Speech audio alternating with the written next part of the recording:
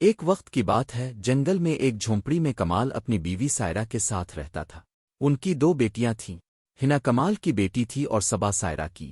ہنا نیک اور خوبصورت تھی جبکہ صبا ضدی اور کم خوبصورت تھی، لیکن حسد کے باعث سائرہ کو لگتا تھا کہ صبا سب سے زیادہ حسین ہے۔ ایک دن کمال جنگل میں لکڑیاں کاٹنے کے لیے ہنا کو ساتھ لے گیا۔ تیز بارش کے باوجود انہوں نے دن بھر کام کیا۔ جب گھر پہنچے تو وہ بھیگ چکے تھے۔ کمال کو یاد آیا کہ وہ اپنی کلہاڑی جنگل میں بھول آیا ہے۔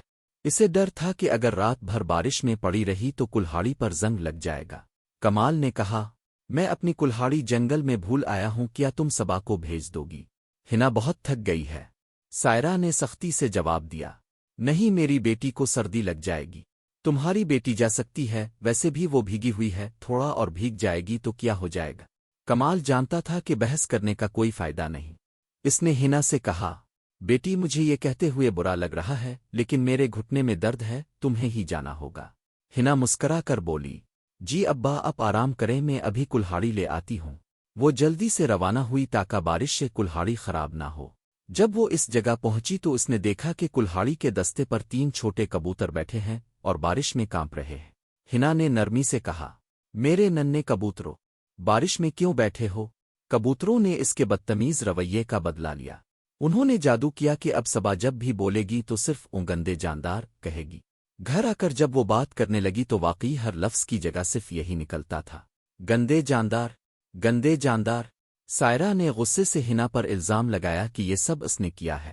بیچاری ہنا روتی رہی لیکن اس کی کوئی بات نہ مانی گئی۔ چند دن بعد ایک دن جنگل سے گزرتے ہوئے شہزادہ عارف نے پرندوں کے خوبصورت گانے سنے اور ہنا کو دیکھا۔ وہ اس کی نیکی اور سادگی سے متاثر ہوا اور کہا، ہنا کیا تم میری بیوی بنو گی؟ ہنا نے شرماتے ہوئے ہاں کر دی۔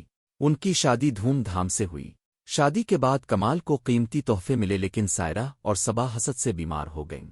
آخرکار سائرہ اپنی بیٹی کے ساتھ ایک جادوگرنی کے پاس گئی۔ اس جادوگرنی نے صبا کے لیے ہنا کے چہرے کا جادوئی نقاب بنایا۔ صبا نے نقاب پہن کر شہزادہ عارف کو دھوکہ دینے کی کوشش کی لیکن کبوتر اور جادو کے اثرات نے سچ ظاہر کر دیا۔ شہزادہ عارف نے اصل حقیقت جانی اور اپنی بیوی ہنا کو گلے لگا کر کہا، تم ہی میری اصل محبت ہو۔ چوڑیل کا جادو ٹوٹ گیا اور ہنا کی نیکی نے ایک بار پھر سب کو حیران کر دیا۔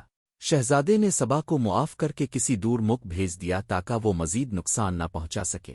اس کے بعد شہزادہ عارف اور شہزادی ہنا ہمیشہ خوشی خوشی رہنے لگے۔